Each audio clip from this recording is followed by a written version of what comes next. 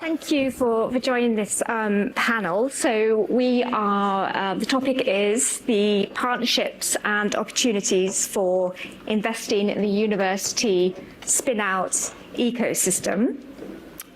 We have Tom Grant. He is the head of venture and growth investments at Aviva Investors. Aviva Investors is the investment arm of UK financial services company Aviva. And we also have Christine Hockley. She is the managing director and co-head of funds at the British Business Bank.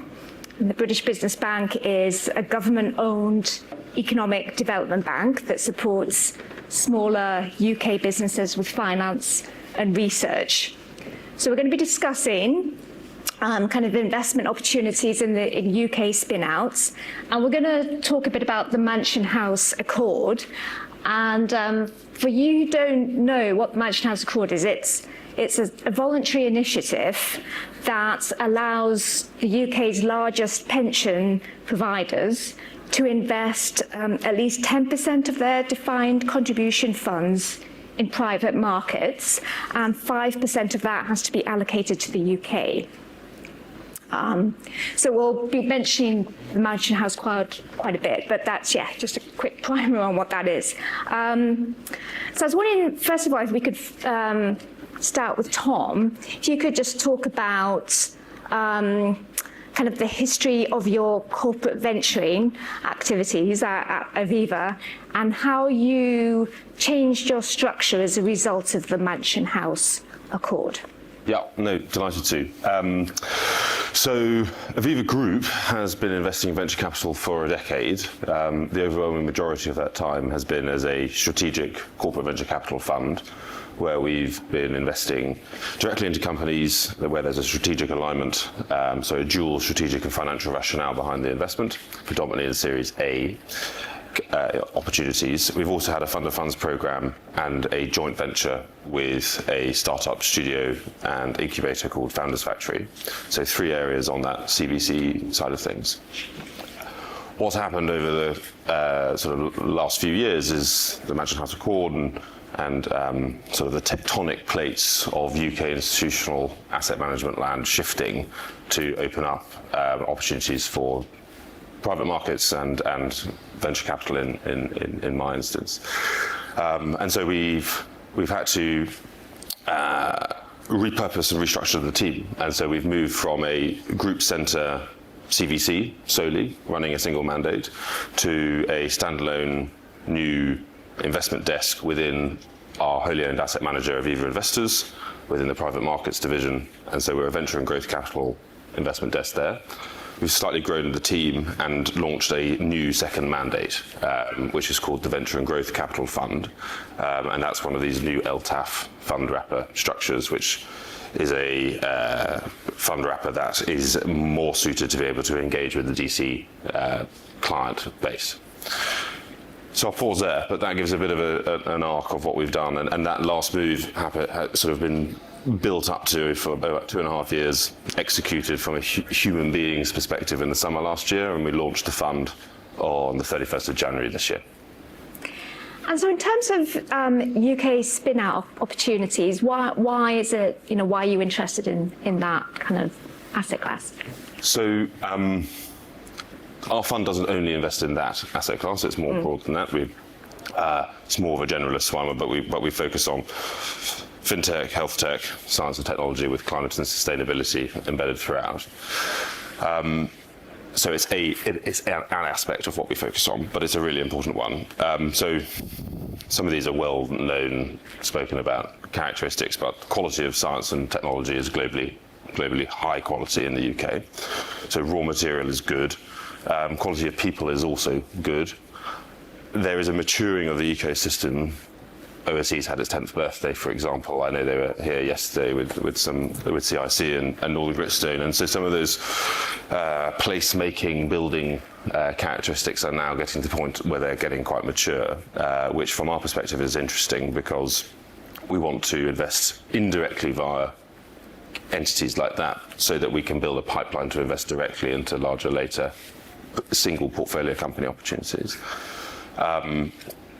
And so so quality of science and people is high on a global basis, maturing of the placemaking ecosystem, and then 3, but there's more. And then it's emerging evidence of the quality of investment returns. And you do need to be future looking when you're looking at this stuff. That sort of goes without saying in investment, but we are building something that we think will have tremendous value over the long run, predicated on the quality of the IP and the ability to commercialize it. And we are starting to see some evidences of that coming through. So that's why.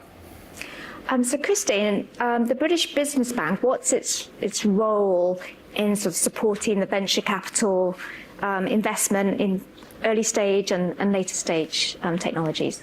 Yes, so as you said, the British Business Bank is the UK development bank. So more generally, we're there to improve access to finance for small to medium-sized enterprises. And just to put some numbers around that, I guess, over the last 10 years, we've mobilised 34 billion into 209,000 SMEs and created and helped to sustain nearly 2.5 million jobs.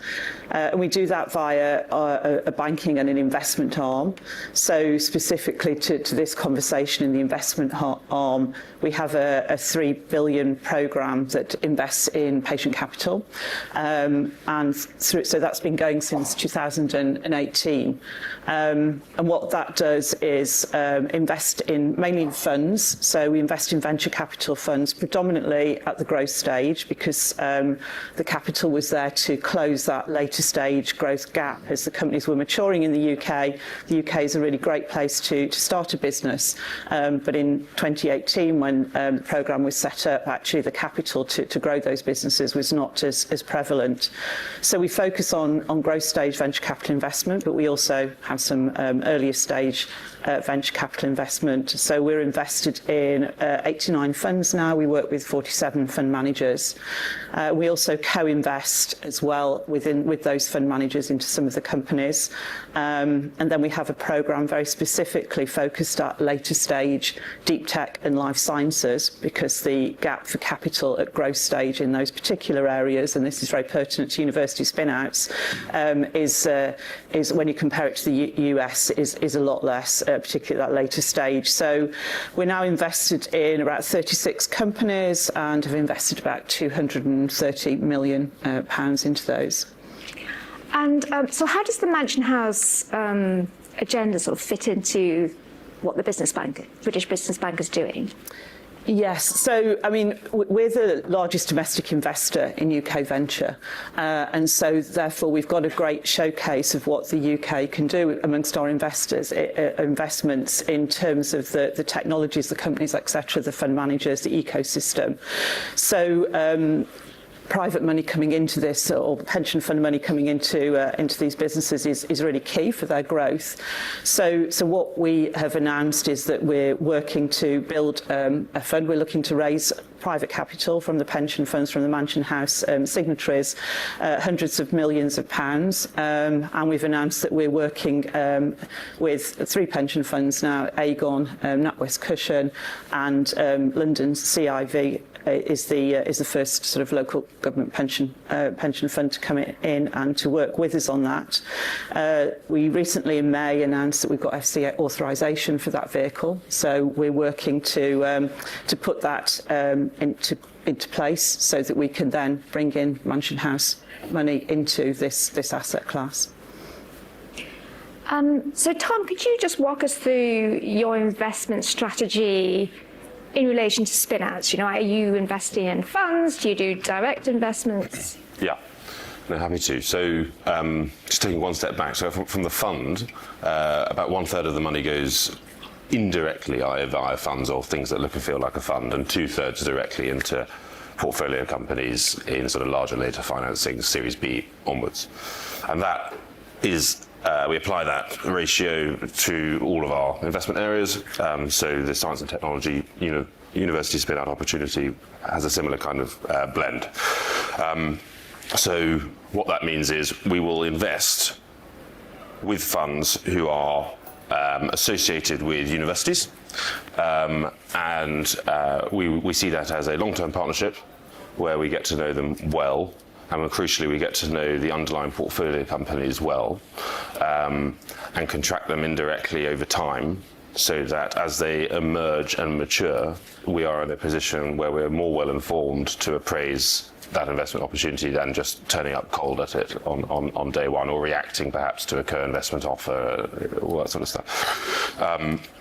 And so a good example of that is we've invested with OSE, and when we told people that we'd done that, we also said that we'd invested in Alloyed as well, which is a portfolio company of OSE. So that was sort of illustrative of the model working, whereby we put £15 million with OSE, and we'd invested directly into Alloyed in a separate financing that they were conducting, which was their Series B. And we want to do more and more of that. And there's lots of opportunities to pursue that as a strategy. And do you invest with a sort of strategic mindset in spinouts, or is it more kind of financial play for you? So it's financial first, but there's strategic in the context of the fund.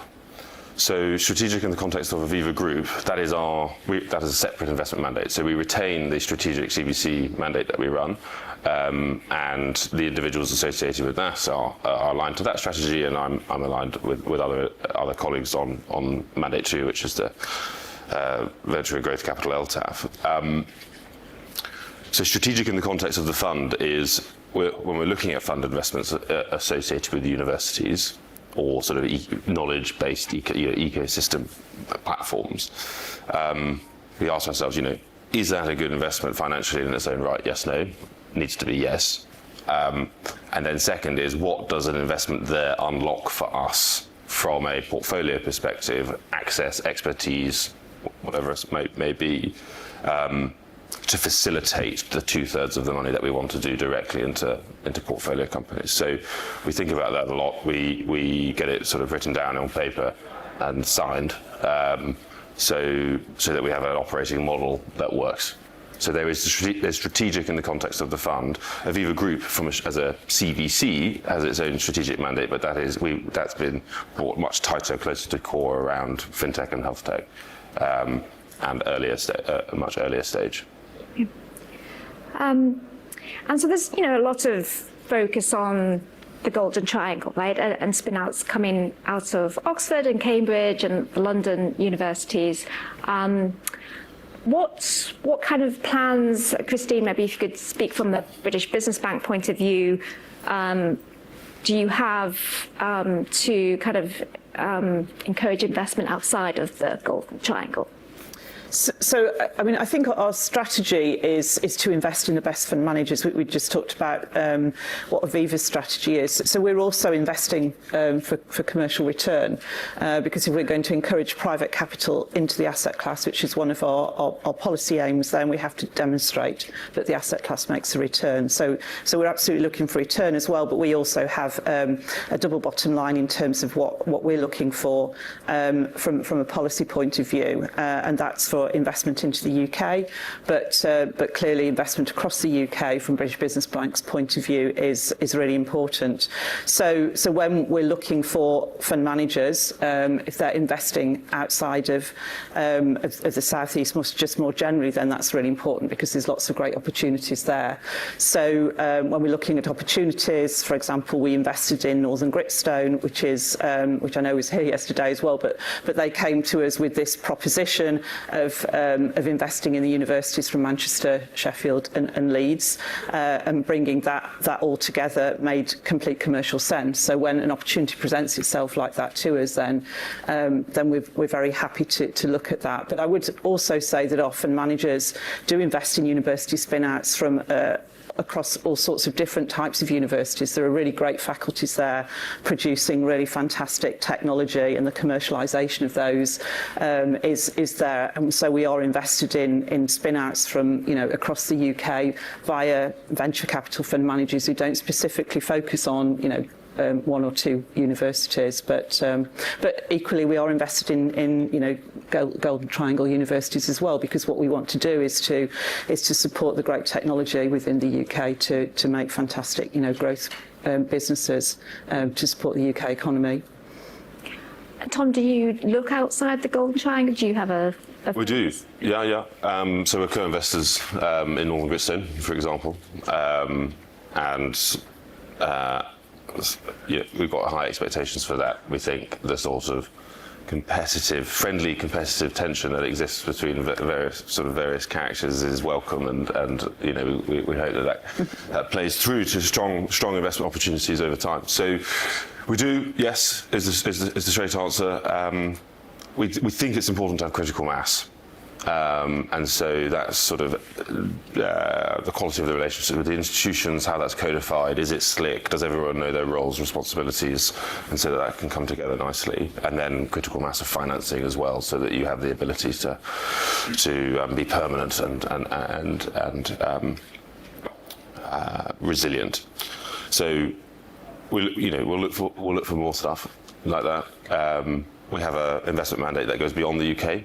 So we invest across sterling, dollars and euros, but we have a UK bias. So we have no less than 40% of the fund's NAV needs to be invested in sterling denominated assets. And today that number is 75%.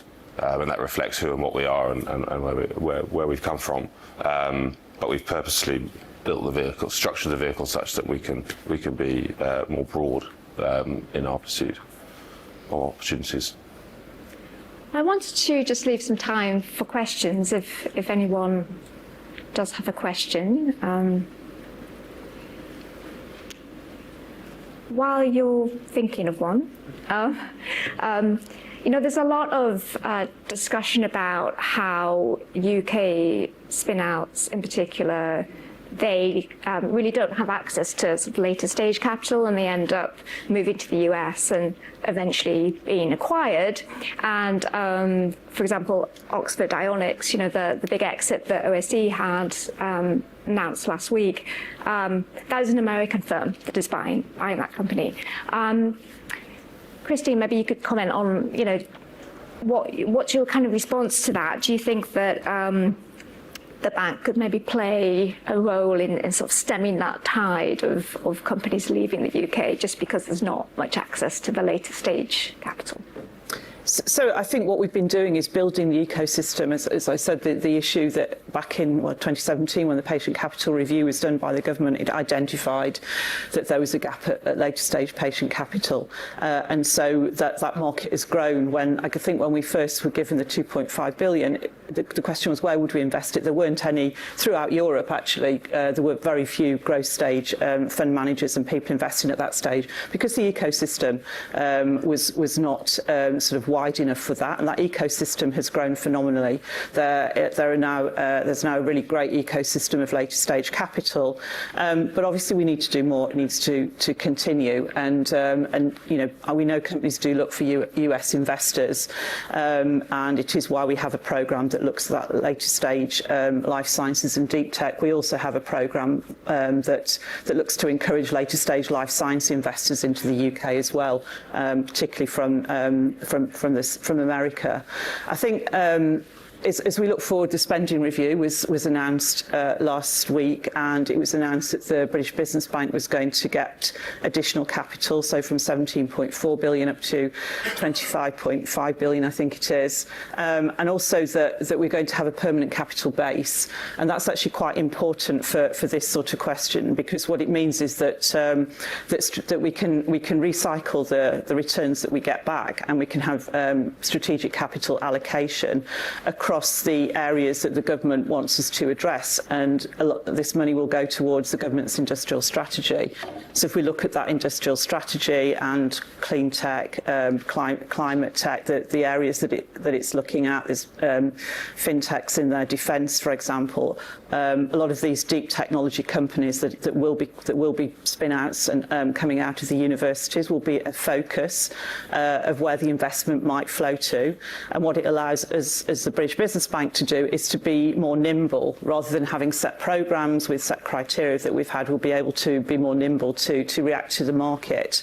And so within that, thinking about that sort of what economically is important to the UK, what technologies do we want to try and retain in the UK, that will all be part of the thinking as that kind of capital is deployed in the future.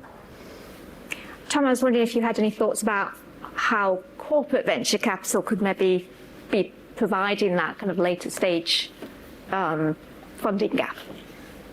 Yeah, it's a good question. I'm not. My mind's just thinking towards. So I can speak from our experience. So as a corporate venture capital fund, we have focused on investing early. So that's early, not later stage. But we've followed our money. So I suppose you need to get your early stage decisions right, such that you sort of build your own pipeline of later stage opportunities. But we have continued to finance things that have gone on to become successful from the corporate perspective, and just increase check size as we've gone. And indeed, you never quite know where those stories land, because there's always the topic of M&A and joint ventures and that sort of stuff, and that can get generally quite large down the line. So I don't think that is necessarily the role of the CVC, from certainly how we've constructed the CVC, but that I think that is for individual companies to sort of appraise their own strategies in that regard. Any questions from the audience? Oh, yes, one here. Thank you. Christine, something that Tom's kind of said is something I think about quite a lot, is how we connect early stage capital to growth stage capital, and how you can kind of, I guess, de-risk that pipeline and also do that due diligence from an early stage. They have that long-term sight. I'm just wondering what, in terms of British Business Bank's approach to investing in growth stage capital, are there models that you are thinking about that could be on an earlier stage that then connect up through the pipeline? In terms of companies or fund managers, or just companies or fund managers. Well, from our perspective as a fund manager doing early stage, is that a model that you're interested in? So, I mean, I think when we're looking to build the portfolio, and as I said, when the patient capital sort of programme was built, it was focused on the later stage, but we very quickly realised that we would also have to invest in early stage, and actually a Series A fund by weight of capital probably has more capital at the sort of Series B plus stage anyway. So we sort of look at the ecosystem to make sure that we're allocating capital so that the companies coming through there do have the opportunity to move up, perhaps with other investors through that stage. I think if you're a fund at early stage and wanting to raise a later stage fund, if that's the question, I think that's something that we have been encouraging with some fund managers, or supporting some fund managers, I would say, to do that. So for example, Balderton Growth, we were a cornerstone investor in that early Series A stage manager moving and having a growth fund associated with that, with their platform. So we'll work with fund managers who are looking to do that strategy. If it's appropriate, we'll do all the diligence that we'd ordinarily do, but because it's been the focus of that platform, then it's something that we would perhaps look to cornerstone, whereas in other opportunities we might play a lesser role. Well, I'm getting signals that we're out of time. Thank you so much, our panellists. Thank you.